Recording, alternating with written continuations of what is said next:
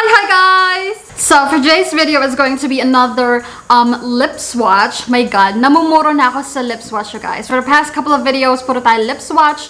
At ngayon, lip swatch ulit. And nakita nyo naman sa title, lip swatch ko ang new products from V-Line, which is yung kanilang Cong Baka naman lip dip.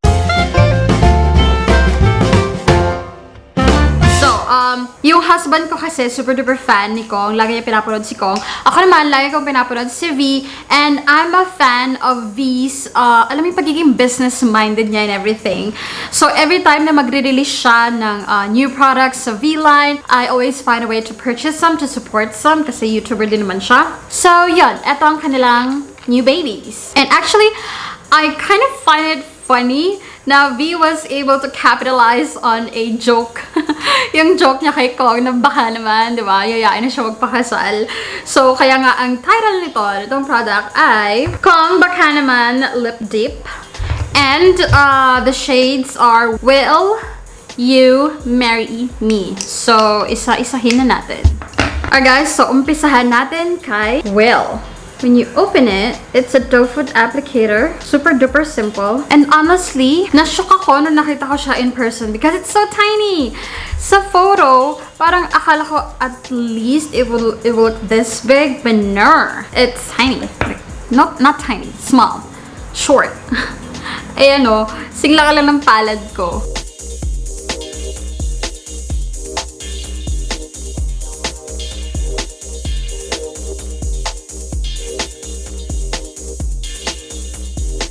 So guys, this is what Will looks like sa hand swatch. And this is what it looks like on my lips. Para siyang anong tawag dito? It's like an everyday shade your lips but better.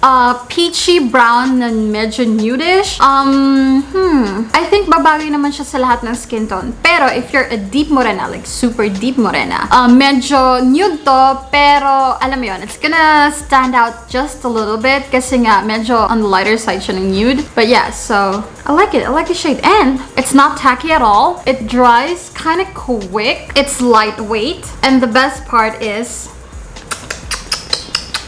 pag nag-set na siya ng super duper set, it's kiss-proof, you guys. Oh my god, this is very promising. So this is the shade Will.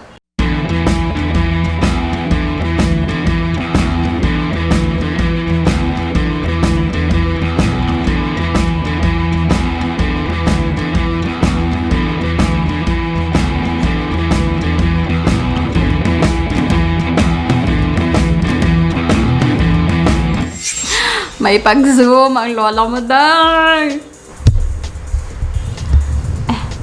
Next shade that we have is the shade You. And it's kind of deep, you guys. Kind of deep looking. Wow. It smells kind of sweet, but not overpowering.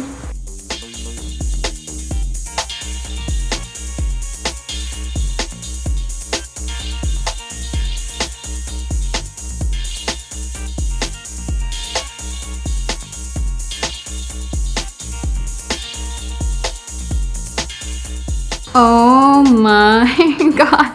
Oh my god. So this is the shade You. And ito yung swatch sa back of my hand. And it is so pretty. It is so sexy. And it's nice. I like it. I love it. This is a kind of red na it's deep, pero hindi ka naman yung mukhang bruha. Well, depende sa mukha mo. And depende sa aura mo. Pero I like this. I like this one. And feeling ko babagay siya sa lahat ng skin tones, you guys, because it's kind of deep. So, makikita pa rin at makita pa rin yung pagiging red niya even if you're like a deep morena. I think it's gonna be so sexy for everyone. So yeah, this is a shade You.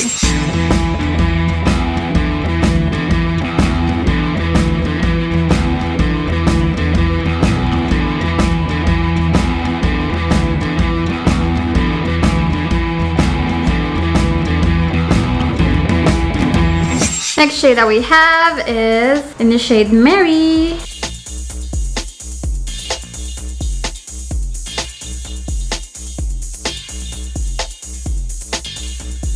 Alright guys, so this is the shade Mary. Ayan ang pinagkaiba niya dun sa first two. And this is parang autumn on your lips. It's burnt orange but more on the brown. Brown brick pero brown undertone, not on the reddish side. So more on the brown orange siya. And alam mo yung rusty? Medyo mga lawang yung shade. Parang ganun siya, dahil. Parang ganun yung feels niya. It's not on the red side kasi. It's on the brown orange. So parang medyo, alam mo yung rusty, burnt orange color. That's what it looks like to me. And oh my god, you have to be careful, you guys. Kasi, I don't know if you can see, nag-crack yung packaging ko. This is not even glass. This is so sad. Well, I don't know. Kailangan ko na siyang ilagay sa, alam mo yun, special place para hindi siya magkalat. But anyway, this is the shade Mary.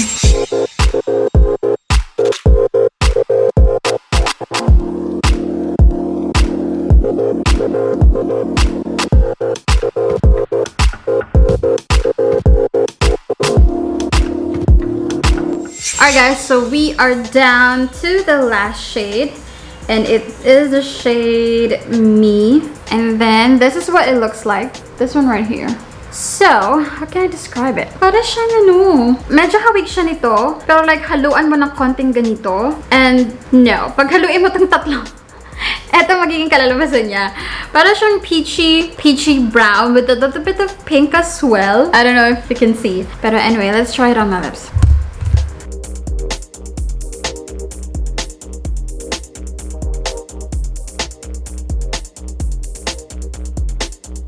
So this is what Me looks like on my lips, and it's also nice.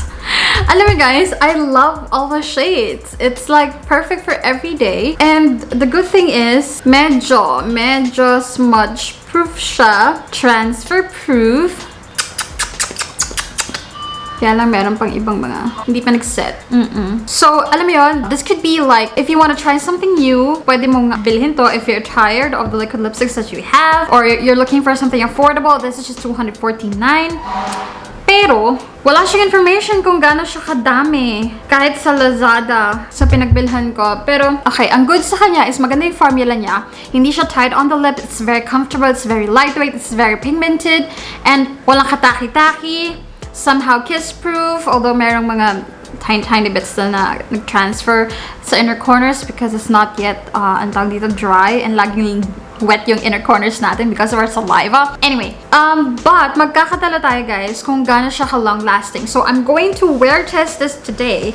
If this is super duper long lasting, or tatagal naman siya kahit paano sa mga juice, sa mga sandwich and everything, I think sulit na yung $249. Pero kung isang kainan lang at yung gality na to, I don't know. The quality is affordable looking. It's not high class looking, alam mo yun, for $249, and you have to be very careful kasi saka nag-crack pa, so I don't know what happened. It's not even glass. So, dun tayo magkakatalo. So, wear test. Let's see if this is long-lasting, and I'm gonna tell you guys my final thoughts by the end of this video. Pero, ang ganda ng mga shades, diba? Promising. And, ang naalala ko sa kanya is, it's somehow similar to the Premium Stain. Kung napanood nyo yung video ko ng parang Shopee finds of really good liquid lipstick or lippies, dun ako nag-swatch ng the Premium Stain, and I did like that, and it's kind of similar. Medyo mas, ano lang to, just 5% thicker. Yeah. Pero, I don't know, the feel is the same, and that is much more affordable. So, tingnan natin where this is magkakatalo. Okay? So, kung gusto mo makapanood ng mini mukbang, go continue watching this video. Oh my god, matagal umaura ba ako for this shade? I don't know.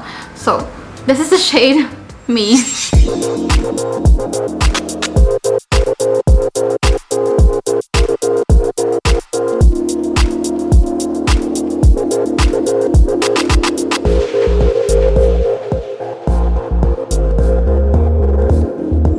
Hey guys, so I kind of changed on yung the shade You kasi every time na nag-wear test tayo, I always wear red, diba? So, I'm gonna order breakfast para maumpisahan na natin ang wear test.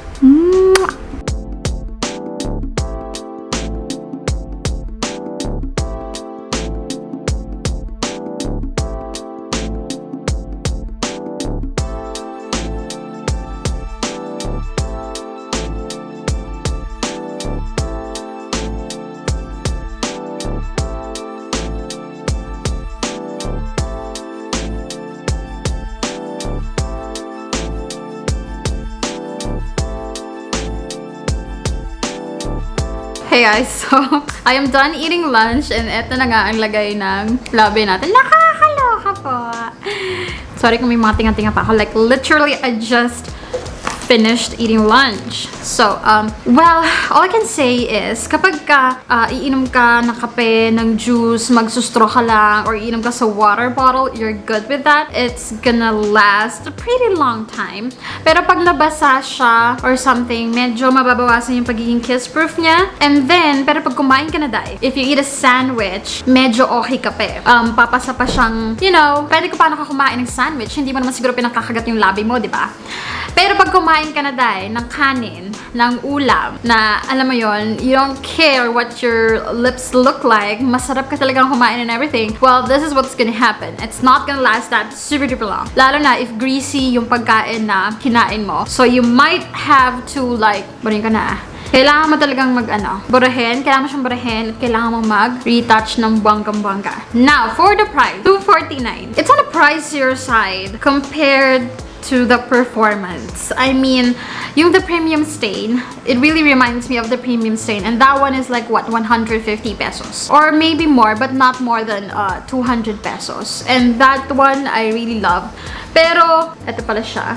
Ayan na itsura niya. Medyo nakaskas-kaskas sa jacket ko, so nabawas-bawasan na rin siya. Pero I think I would still recommend that you buy it. If ako personally, if I'm not like a YouTuber, beauty guru, na kailangan mag-review ng mga product, I would buy that out of boredom. Not out of necessity, if you know what I mean. I would buy that because I'm bored of the products that I'm using every day. I want something new. Pero hindi siya yung parang, oh my god, I need that. That's a necessity in your life. That's my honest thought about it. Mabubuhay ka ba nang wala ito? Oo naman. Pero sa lahat ng nilabas ng products ng V-line, from lip tints to yung pinaka-recent na review ko, I'm also gonna link that below. Ilalink ko lahat sa description box, lahat ng V-line dedicated videos na ginawa ko. Sa lahat ng nilabas, eto na yung pinaka-maganda. Hindi ko masyadong trip yung yung Love Team Chenilyn. Para lang siyang sakto lang. Alam mo yun. Mas gusto ko to, more than that. Pero yun kasi mas affordable. So, it's your money. Depends on you. Ikaw na mag-judge base sa napanood mo ngayon. So, anyway, that completes the video for today, guys. Thank you so much for joining me. And yung giveaway ko pala dun sa Maybelline, I'm gonna announce it via Instagram. So, be sure that you check my... Wait, I'll be uploading this on a Friday. I'll be announcing the winner on Saturday. And you guys, I'll be choosing 2 winners. One is the grand prize, yung Maybelline Coffee Edition, Super Stay Matte in Coffee Edition. And then the other one is, naghahalakot kasi ako ng mga makeup ko. And then nakita ko, meron pala akong mga bago. Like, bago nung bricks. Yung... What lipstick was that? I'm gonna insert a photo. Yeah. Eh, meron ako nun. So, i-giveaway ko na lang din yun. So, it's pretty new. Medyo bago-bago pa yun. So, i-giveaway ko na lang. That's like the consolation prize. So, I'll be picking 2 winners. Alright? So, that's it for today's video, guys. Thank you so much for watching. And I'll see you in my next one. Bye-bye!